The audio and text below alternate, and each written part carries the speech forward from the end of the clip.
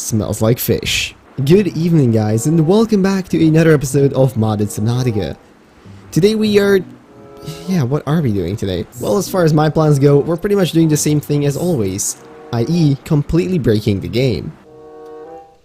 Oh my god. I was planning to originally start this slower, but I think one of the mods I'm using has not worked very well.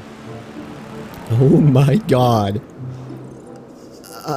Welcome to Subnautica, guys. What in the fresh 4546B is happening here?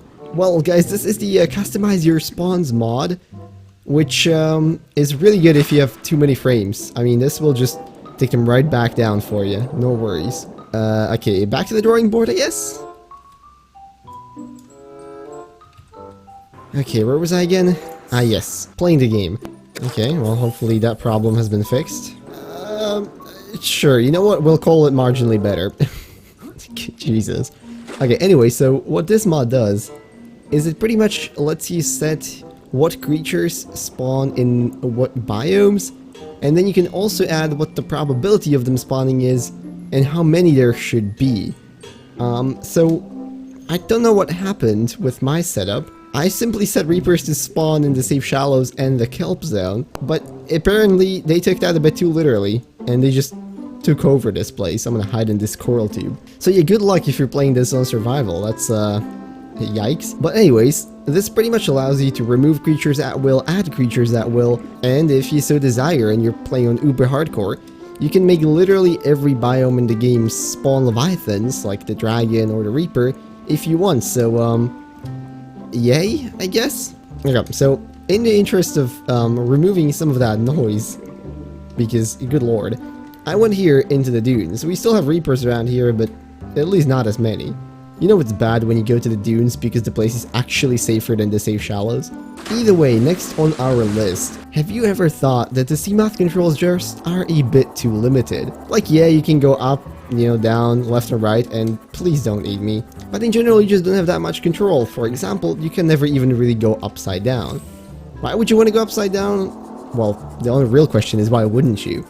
All of that is luckily fixed though with the mod Roll Control. Now with this mod you can actually assign 2 buttons which will allow you to rotate the Seamoth in any way you desire. Not only are you now able to go all the way upside down, if you so wish, but also using your assigned buttons you can customize whether you're leaning left, right, or just do barrel rolls if you want to. This gives you a really cool and more immersive way of maneuvering, I suppose. And in general, it just makes me feel more like a pilot of an actual submarine in water where it can happen that I'm upside down or, you know, leaning to one side.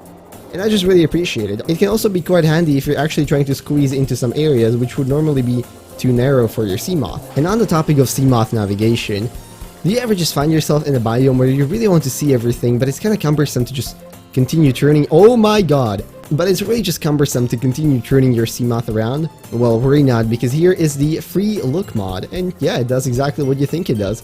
It allows you to look around while inside of your Seamoth without having to change where you're going. I find this super nice, because sometimes, you know, I'm just going through a biome like this and I want to admire without having to necessarily turn the whole vehicle. It can also make it so that when you're trying to fit into some really tight gaps, it can make it easier to know how much space there is between you and the wall, since you can actually look. Either way, I think this is just something that's very simple, it's a small change and something that's definitely immersive, so there's no reason to not give it a try.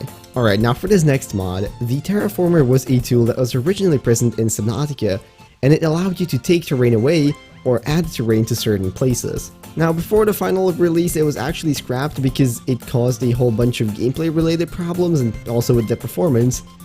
But with this mod, well, we are bringing it back, and then some. So not only do I now have the Terraformer tool, which allows me to, you know, as you might expect, select terrain to be taken away with just a small drop in frames, and then add that terrain to another place, like so. What the mod called Terraforming does as well, is it allows you to build without the worry of terrain.